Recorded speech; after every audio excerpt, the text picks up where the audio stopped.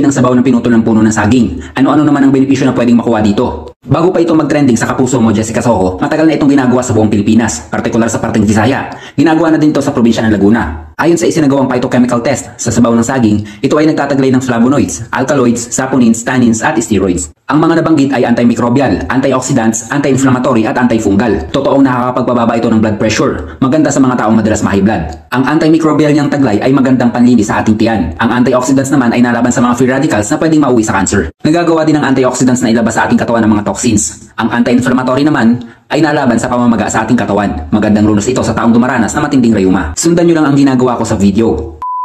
For today's video, ito yung kapatid ko. And then, meron daw siyang diabetes.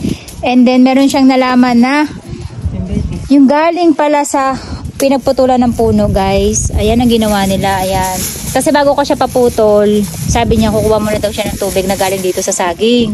Tapos, yung tubig na manggagaling dyan, guys, yun yung isasalin para inumin. Inumin mo ng diretso yun?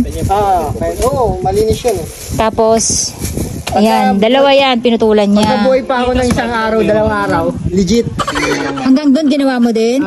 So hanggang doon na saging, guys, lahat pinaputol ko na kasi gagawa na ako ng taniman nila. Para makumpleto yung sabay-sabay ng gagawan dito ng taniman. So pati itong saging na to, guys, ay nakikita niyo dito. Pinapuputol ko na din. Ayan. So, ganun pa rin yung ginawa niya. Binutasan niya sa gitna para makakuha siya ng tubig. Legit daw yon na pwedeng makagamot ng mataas ang sugar. So, ayan, lahat ng saging, pinapuputol ko na. Ito na lang ang tinitira ko. And then, pagdating dito, yung mga puno na yan, ewan ko lang kung paano natin yung malilipat. Kasi sayang din. Lalo na to, lemon kasi yan, guys. And then, ewan ko kung anong puno yung nandun sa may gitna. Ito ay guyabano naman. Tinga mali yung pagkakatanim yung area na pinagtaniman sa kanya sa gitna. Supposed to be dapat wala kasing tanim dito sa area na to. And meron tayo dito ang another. Parang lemon din yata ito eh. Kalamansi yata ito. Ito yata yung lemon eh. Tapos may isa pa doon. Pangalanan nyo na lang, guys, kung anong klaseng puno to. Ayan, hindi ko kasi kabisado. Dahil hindi na ako ang nagtanim yan. Yung pinatira ko dito ang nagtanim. So ayan, yung mga saging na yan, wala yan nun. Tinanim din nila yan. 4 years na ako hindi nakauwi. Ayan, may saging na. The next day, at kukuha na tayo ng sabaw ng saging. Kasi lately, guys, trending to. At napanood nga natin na marami pala siyang benefits like mataas ang cholesterol mo, high blood ka, at kung ano-ano pa. So ayan yung pagkaputol ng saging, guys. Tatanggalin nyo lang yung gitna and then magtutubig siya. Yung tubig niya na yan daw ang iinumin. So syempre hindi tayo ang iinom niyan at si kapatid. Parang ang sarap maglagay ng straw. So ayan, guys, ito na yung saging kung saan ay nagtubig na nga siya. Ayan, legit. May duck tayo ibabaw. Parang buko yung kulay niya, no? Tingnan natin kung legit yung yung gagayahin natin. Pagka ako nabuhay, legit. Pagka namatay ako, iwas. Hindi ka nagtatae, uminom ka, magtatae. It's okay. It's a prank. Yan pa, guys, nagtutubig talaga siya. Dati naglalakad, Hindi, pinigahan na. napalabas na kay Jessica ba sa auto eh. Kaya baka mag-voice over niyan. Kailangan ba puno-puno? Bakit hindi na lang yung basong sinalok mo dyan para natapos na yun? Madudumi ha. Mapanis. Baka mapanis. Hello.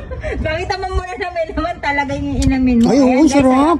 Legit sinalok niya talaga yun sa saging Oo. Ating Ano matino. lasa? I-flex mo naman. Parang buko. Bukong-buko yung lasa niya. Tapos medyo manamis-namis sa tubig. Oo. Pakiramdaman mo muna isang oras bago ka maniwala. Tapos naglaan sa vlog mo. Ating normal na hilo. Pag mo tumawa maigi. Ako kakaiba. Kakaiba siya. Ano ba sabi? Sabi? Boy pa sila hanggang... Ako na lang dito. Pag Paa mo, buong dapat- katawan na. Malakas daw sa potassium to eh. Oo, potassium nga yan eh. Kaya ngayon ang magandang pataba sa halaman pag didilig niya po. Tikman mo. Tayo mamaya. Alam mo yung parang singkamas? Ang katas ng singkamas, Oo, ganon? parang kinatas na singkamas. So ayan, guys, Tagay masarap tayo. daw. Eto na, itagay natin. Kaysa mo tumakay tayo Red Doors. Narinig nyo. Yan ang iinumin Tapos lagyan mo ng konti gin. Mamaya may banggitin na pinakilala. Sa ilalim pa na papaya. Pakaramdaman natin yan mamaya. Kailangan mo ako hanggang isang oras. Pinapo mo? Sarado mo din, ininom ko. Okay. Wala yung plastic mo si Rani. Okay, update ko Mukhang kayo bago. ulit after 1 hour, guys. Mukhang bago. The next day. Ayan guys, so tingnan nyo. Parang ang sarap ng itsura nyo yun. No? Parang sa pagka nawala pala ng tulo ng tubig, pwede ka na kumuha ng pang-inom dyan. No? Wala kayong pang-inom. Hilamos mo kaya, try mo din. Maganda din sa cutis yan eh. Ito. Oh, maganda din siya. Maganda din daw kasi siya guys sa cutis. Ibig sabihin, magandang gawing sabon yan. 'Di ba? Sabaw ng saging, pwedeng gawing sabon kung maganda sa cutis.